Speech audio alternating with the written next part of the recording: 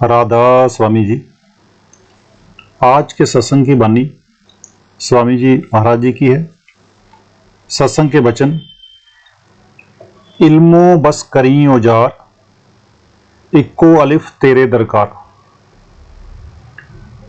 कहते हैं कि फिर अंदर जाने के लिए बेद की तो क्या, अलिफ की भी जरूरत नहीं, बल्कि मैं ये कहूँगा कि आलिम फाजिल इतनी जल्दी अंदर नहीं जा सकते जितनी जल्दी कि अनपढ़ अंदर चले जाते हैं। मेरा तजुर्बा है कि अनपढ़ को जब तवज्जो दी, जट ख्याल अंदर चला गया। कोई कहता है कि इसे बुलाओ, अब बोले कौन और बुलाए कौन। कुछ समय वहां रहने दिया, जब नीचे लाए तो कहने लगे, हाय हाय, आज पता लगा कि खुदा हमारे अंदर है और हम इसे बाहर ढूंढते रहे। सो मतलब ये है कि ये इश्क और प्रेम की राह है। जितना इश्क और प्रेम करोगे उतनी जल्दी अंदर जाओगे। हर एक इंसान के अंदर नाम है, नाम से कोई खाली नहीं। जिस तरह विद्या की ताकत हर एक लड़के के दिमाग में मौजूद है, उस्ताद अपने पास से कुछ नहीं देता, सिर्फ उसकी ताकत को जगा देता है। इसी तरह जो राज आदमी के अंदर है वह किसी बली, पैगंबर या अवतार का रचित नहीं, बल्कि खुदाई राज है। यानी कि खुदा ने एक राज के रूप में इसके अंदर रखा हुआ है। हम ना तो उसे घटा सकते हैं और ना ही बढ़ा सकते हैं और ना ही बदल सकते हैं। फिर ये आज का नहीं बल्कि अनादि काल से चला आ रहा है। आप हिंदू होकर अंदर चढ़ो, ईसाई होकर चढ़ो, जहां किसी और मजहब के, एक ही राह है। सब मजहबों के लोगों के लिए जो अंदर जाने की राह है वो एक ही है।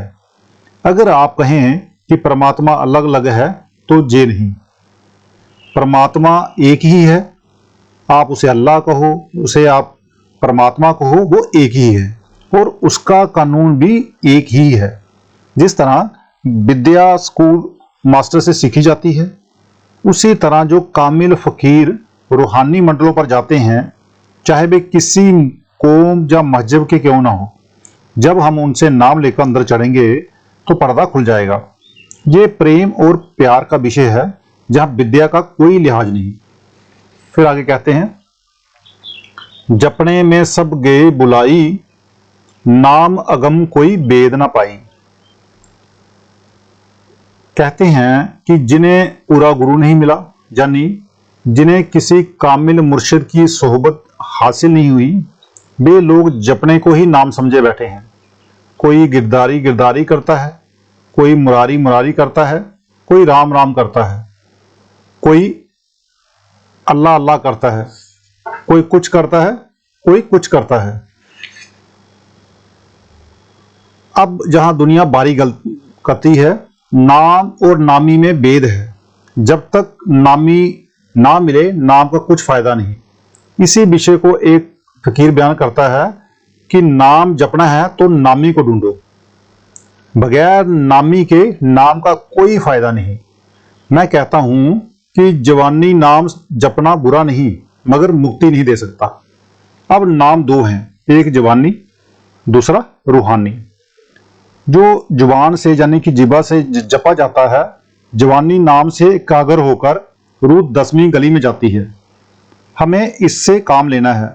जहां तक इसकी हद है, ये वहां तक ले जाएगा। इसके आगे इसकी हद खत्म हो जाती है। आगे हमें रूहानी नाम से काम लेकर रूहानी मंडलों पर चढ़ना है। जिसे ख्वाहिश है वह अंदर जाए। जबरदस्ती इसको ना करें, जबरदस्ती मनाना फजूल है, उसका कोई फायदा नहीं। इसके विपरीत जो प्रेम से मानता है उसका फायदा है। नाम जपने से परे की चीज है, फिर भी अगर जपो तो कोई डर नहीं, मगर जपने जपने में फर्क है। जिस तरह जिसने मिश्री देखी नहीं, खाई नहीं, उसके मिश्री मिश्री कहने का कोई फायदा नहीं। इसी तरह जो नाम जपते रहे मगर अंदर नहीं गए, उनके जपने का कोई फायदा नहीं। मिसाल के तौर पर एक आदमी का नाम रामनाथ है, वह हमारे सामने नहीं, हमें उससे मिलना है। हम उससे मिलने के लिए उसका नाम ले लेकर पुकारेंगे। अगर वह सामने आ जाए तो फिर उसका नाम लेने की जरूरत नहीं। जब आप गुरु के दिए हुए नाम की कमाई करोगे, नामी प्रत्यक्ष हो जाएगा। फिर ना काम रहेगा, ना क्रोध रहेगा, ना लोभ, ना मोह, ना अहंकार, मतलब कि आपकी सारी बीमारियां दूर हो जाएंगी। फिर आगे कहते हैं, जो सतगुरु पूरे मिल जाते तो वे वेद नाम का गाते। कहते हैं अगर इसे कोई कामिल मुर्शिद मिले, वह इसे नाम का वेद समझाए और जे मेहनत करे, तो इसकी मेहनत से अगर अंदर पर्दा खुल जाए, तो फिर आगे मौलाना रूम साहब कहते हैं कि खुदा ने हर एक आदमी की आंखों के पीछे मजबूत दरवाजा बंद कर दिया है।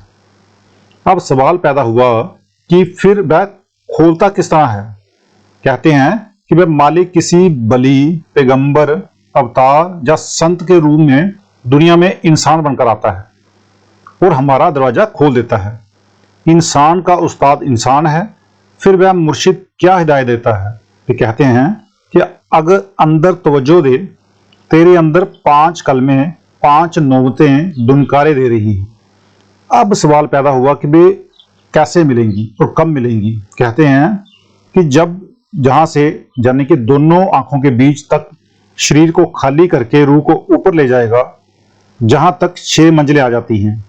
जहां पहुंचकर पहली मंजिल की नौबत सुनाई देगी, फिर दर्जेवार सब दुनिया मिल जाएंगी।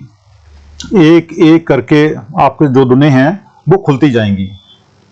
अगर कामिल मुर्शिद मिल जाए और तालिब इल्म यानी कि शिष्य शौकीन हो और वह मुर्शिद नाम का वेद समझा दे, तो इसके मेहनत करने से जल्दी पर्दा खुल जाता है और अंदर मालिक प्रत्यक्ष हो जाता है। मगर जहां लोग बड़ी गलती कर बैठते हैं, देखा देखी नाम ले लेते हैं और फिर कमाई नहीं करते।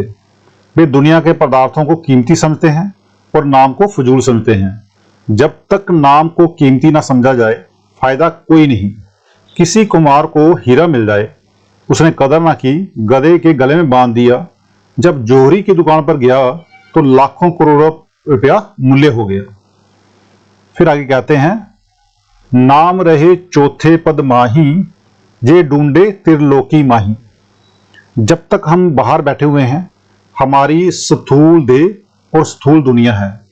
जब अंदर सूरज, चंद्रमा और सितारे पार करके ऊपर जाएंगे, तो सूक्ष्म सृष्टि और सूक्ष्म देह मिलेगी। वहां भी माया है और वहां भी पर्दा है। जब आप कारण सृष्टि में जाओगे, तो वहां कारण शरीर है, मगर वहां भी माया है और पर्दा है। रूह रूपी तोता शरीर रूपी पिंजरे में कैद है। जब ऊपर 10वें द्वार में जाकर अमृतसर में स्नान करेगा, सारे गिलाफ उतर जाएंगे। फिर कहेगा कि मैं आत्मा हूं। रूह अमरे रब्बी है, परमात्मा की अंश है, सचखंड से आई हुई है। वहां पहुंचकर इसे ख्याल आता है कि मैं सतनाम के समुद्र की बूंद हूं, जहां शरीर में तो कैद में हूं। तोता पिंजरे में बंद आया और पिंजरे में बंद चला गया। जब तक रूह मकाम में हूं यानी 10वें द्वार में नहीं जाती, तब तक इसे ख्याल ही नहीं आता कि मैं कौन हूं। मुसलमान फकीरों के रूहानी मंजिलों के नाम अरबी में हैं, हमारे संस्कृत में हैं। सो वहां जाकर रूह को अपने आप का ख्याल आता है और कहती हैं कि मैं आत्मा हूं। हम जहां नाम ढूंढते हैं, नाम वहां है, मगर हम जहां दुनिया में समझते हैं। फिर कहते हैं आगे, त्रे बरताए चौथे गर्भासा, काल बिकाल किए एक ग्रासा। क्या गुरु नानक साहब, क्या अन्य महात्मा, सभी जिनकी बानी ग्रंथ साहिब में आई है, कह रहे हैं कि नाम चौथे पद में है। हम पढ़ते हैं मगर विचार नहीं करते। तो आज का सत्संग इतना ही। मिलते हैं कल के सत्संग में। राधा स्वामी जी।